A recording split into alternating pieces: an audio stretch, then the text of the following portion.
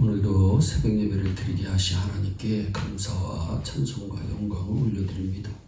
우리 다 함께 사도신경으로 신앙 고백하신 후에 찬송가 280장을 부르신 후 호세아서 14장의 말씀을 읽으신 다음 오늘 말씀을 듣도록 하겠습니다. 호세아서 14장은 하나님께서 이스라엘 백성들을 회복시킨다는 예언이 주된 내용입니다. 기독교는 마지막이 늘 좋습니다. 예수 믿으면 끝이 복입니다. 이스라엘 백성의 문제는 한마디로 말을 하면 하나님께 대한 반역이었습니다. 반역은 등지고 되돌아간다는 말입니다. 영어로는 backsliding이라고 하는 단어이지요. 뒤로 자꾸 미끄러진다는 뜻입니다. 신앙이 자꾸 뒤로 후퇴하다가 미끄러지는 것을 반역 또는 피역이라고 하는 이 단어를 사용합니다. 20세기의 최고의 설교자였던 마틴 로이드 존스 목사님은 참 훌륭한 설교가였습니다. 이분은 원래 직업이 의사였는데 그가 쓴 책 가운데 설교와 설교자라는 책에서 한 이야기를 소개하고 있습니다. 그가 젊은 시절에 의사 설교자로 남부 웨일즈 지역에서 설교하고 있을 때 수많은 사람들이 예수 그리스도를 영접합니다. 그 가운데에서 한 젊은 사람이 예수를 믿고 교회에 충성합니다. 가정도 이루고 행복하게 삽니다. 그런데 이 사람에게 큰 위기가 왔습니다. 바람이 난 것입니다. 그래서 사랑하는 아내를 버리고 다른 여자를 따라서 남부 웨일즈에서 런던으로 이사를 갑니다. 그런데 그의 삶은 점점 타락하고 부패하게 되었고 결국 자신의 지나온 삶이 너무 한심해 자살을 결심하고 런던의 테임즈 강으로 걸어가고 있었습니다. 그런데 강으로 걸어가던 도중 자기가 젊은 시절에 하나님의 말씀을 들었던 의사 설교자가 생각이 난 겁니다.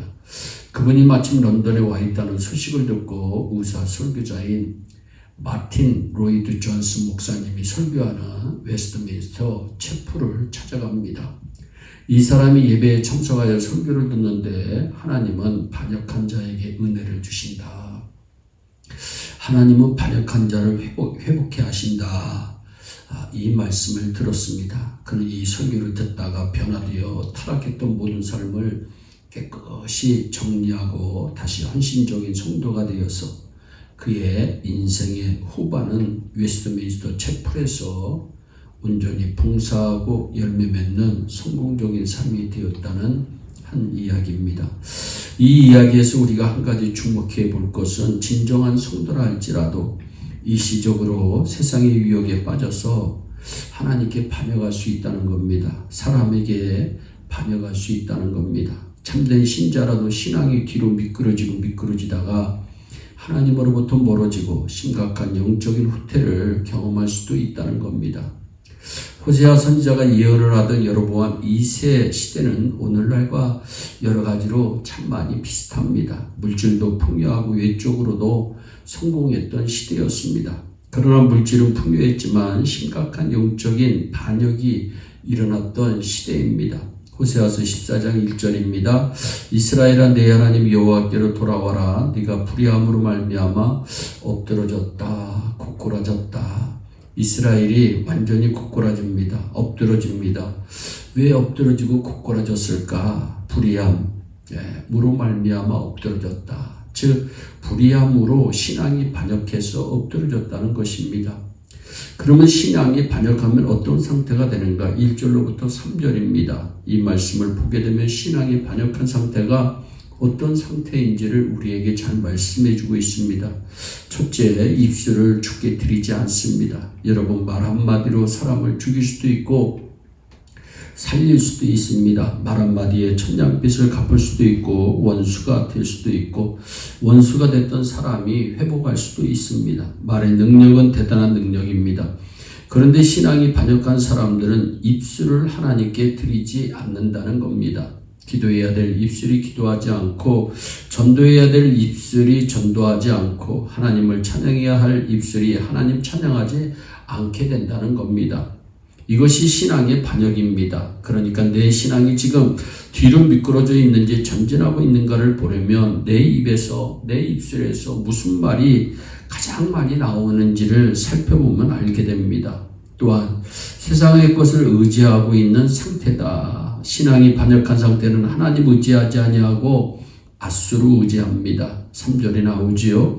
왜냐하면 앗수르가 그 당시에 떠오르는 정치 세력이었기 때문입니다. 나라는요, 정치 세력과 군사 세력으로 지켜지지 않습니다. 하나님이 지켜주시는 줄로 신자는 믿으시기를 바랍니다. 이스라엘이 앗수르를 의지했더니요, 생각해 보세요. 역사가 증명합니다. 앗수르가 배반을 해서 주전 721년 이스라엘을 망하게 합니다. 여러분, 사람은 배반합니다. 돈, 명예, 권력, 인기 이런 것들이 우리를 살려줄 것 같아도, 행복을 가져다 줄 것 같아도 결국 우리가 이 땅을 떠나 사망할 때는 전부 배반합니다. 그러나 하나님께 줄 서 있으면 하나님께서 우리에게 영원한 도움을 주십니다. 하나님을 따라가면 돈도 따라오고 인기도 따라오고 명예도 따라오는 것입니다. 또한 우상 숭배는 신앙 반역의 최고봉임을 성경은 말씀하고 있어요. 여러분, 1세는 북왕국 이스라엘의 창시자인데 금송아지 하나도 아니고 2개를 만들어 놓고 단과 베델에 두고 이것이 너희를 애굽 땅에서 인도하여 낸 여호와라고 정말 실성한 사람처럼 우상 숭배를 권장했습니다. 하나님 아닌 것을 하나님이라고 부르는 것은 하나님에 대한 모욕입니다. 회개하고 돌아오는 백성을 향한 그럼 하나님의 반응은 어떨까요? 4절로부터 8절에 나와 있는데 4절에서 하나님은 고치시는 하나님이고 회복시키시는 하나님이심을 우리에게 말씀합니다. 여러분 기억하세요. 하나님은 어떤 하나님이신가? 여러분, 상한 마음, 상한 심령, 아픈 마음 고치시는 하나님, 우리의 온갖 문제를 회복시키시는 하나님이심을 꼭 믿으시기를 바랍니다. 5절로부터 6절에 보면 성도의 아름다움과 향기를 하나님께서 회복시켜 주심을 말씀합니다. 하나님께서 반역으로부터 돌아오는 성도들을 백합화 같고 백향목 같게 하겠다는 겁니다. 백합화와 백향목의 첫 번째 특징이 무엇입니까? 향기입니다. 향기롭다는 거죠. 우리의 삶을 향기롭고 아름다운 삶이 되게 해주신다는 말씀입니다. 또한 5절 말씀에 보니까 성도의 삶의 경고성과 안전성을 회복시킵니다. 내가 이스라엘에게 이슬과 같으리니 그가 백합화같이 피겠고 레바논 백향목같이 뿌리가 바뀔 것이라. 백합화는 꽃이고 백향목은 나무입니다. 레바논의 백향목은 향기도 향기지만 경고성, 내구성에 있어서도 정말 어떤 나무와 비교할 수 없을 정도로 내구성이 강한 나무입니다. 성도의 삶에는 매력도 필요하지만 뿌리를 깊이 내리는 경고성이, 내구성이 필요합니다. 여러분, 그래서 이사야서에서도 무슨 말씀합니까? 심지가 견고한 자를 하나님은 평강에서 평강으로 지켜주신다. 하나님은 능히 우리를 회복시켜 주시는 하나님이심을 믿으시기를 바랍니다. 또한 6절 말씀에 보니까 성도의 인생의 활력과 번영을 회복시켜 주신다고 말씀합니다. 그의 가지는 퍼지며 그의 아름다움은 감람나무와 같고 그의 향기는 레바논 백향목 같을 것이다.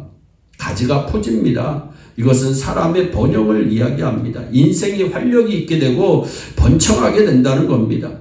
여러분, 하나님을 가까이 하면 그 사람은 뭘 해도 잘 됩니다. 여러분, 안 되는 사람은 뒤로 넘어져도 코가 깨진다는 말이 있잖아요. 그러나 잘 되는 사람은 어떤 일을 만나도 잘 되게 되어 있습니다. 마지막으로 7절 말씀해 보니까 성도의 삶이 다른 인생들에게 유익을 주는 삶으로 하나님께서 바꾸어 주십니다. 그 그늘 아래에 거주하는 자가 돌아올지라. 돌아온다는 게 축복이죠. 그들은 곡식같이 풍성할 것이며 포도나무같이 꽃이 필 것이며 그 향기는 레바논의 포도주같이 되리라. 아멘. 여러분, 백향목이 나무를 가지고 나무를 가지가 퍼지고 잎사귀가 무성해지면 어떤 현상이 일어납니까? 그 밑에 사람들이 와서 쉬게 된다는 겁니다. 그런데 쉬다가 백향목이 다 말라버리면 돌아가 버립니다. 그곳을 떠납니다. 그런데 하나님의 은혜로 돌아갔던 사람이 다시 그 그늘로 돌아오게 된다고 하는 축복의 말씀입니다. 영적으로 반역하면 그 인생이 남에게 민폐 끼치는 인생이 됩니다. 그런데 영적으로 회복하며 나에게도 유익이 되지만 남에게도 유익을 주는 그런 축복의 존재가 된다는 겁니다.